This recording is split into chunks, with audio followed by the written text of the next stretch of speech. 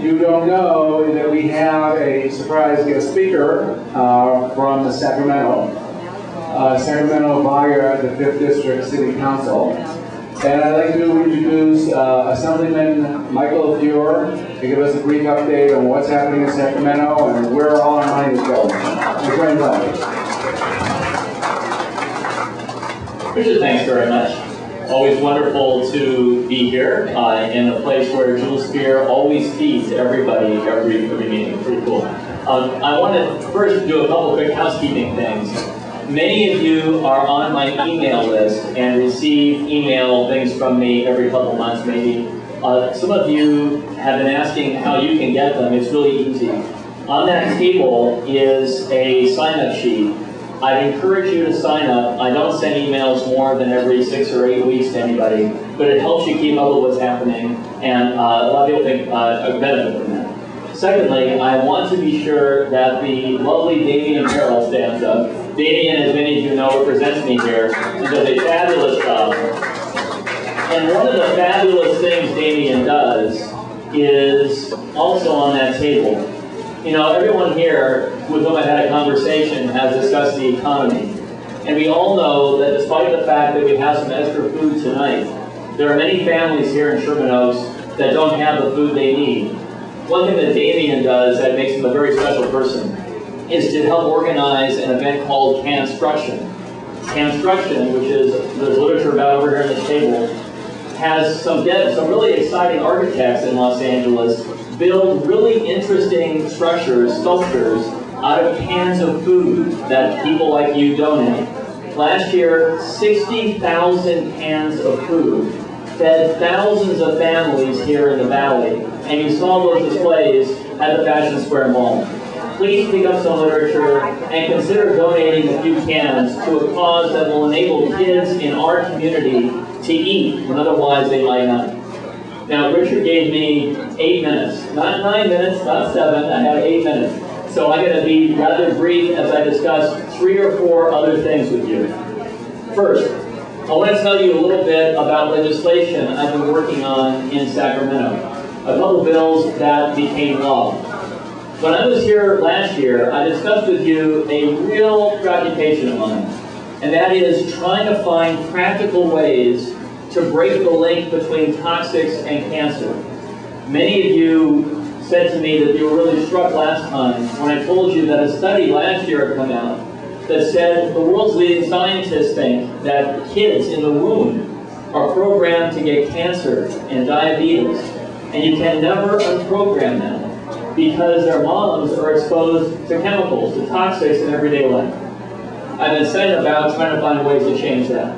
And many of you saw the fact that the governor did this huge signing ceremony just a couple weeks ago, signing my legislation, which is the first time in the history of the state where the state will finally have the authority to regulate products that contain dangerous chemicals. Authority I thought the state had, but has not had up to right now. So I'm delighted about that legislation. Even in a very typical year, some good things happen. Another good thing that is actually before you in just a couple weeks began in the legislature. I've been here for years talking about how we can break our gridlock. In Sacramento, I offered legislation to enable Los Angeles County to put on the ballot Measure R, which is the most important ballot measure I can remember in Los Angeles. My bill said that the county could put on the ballot a measure that says for a half-cent sales tax increase here, about $25 per person per year, we can have $40 billion of new transportation projects here. Everything from synchronizing our lights to building new light rail, to having the orange line go north-south and not just east-west. A transformative measure. And I will tell you, given the gridlock we confront and everybody shaking their heads and saying, isn't there something we can do about it? This is something we can actually accomplish. And here's why it's so important. I did a debate this morning, actually, on public radio about this. And someone said, well, can't the money for this come from someplace else?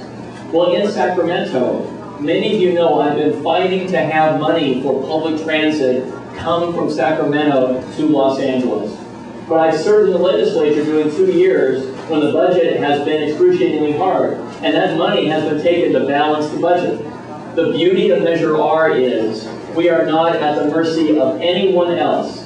That money is raised and will stay right here. It cannot be taken for anything else, and in fact, the list of projects that you'll see for Measure R can't change unless 9 members of the NTA board, 9/13 of them, change it.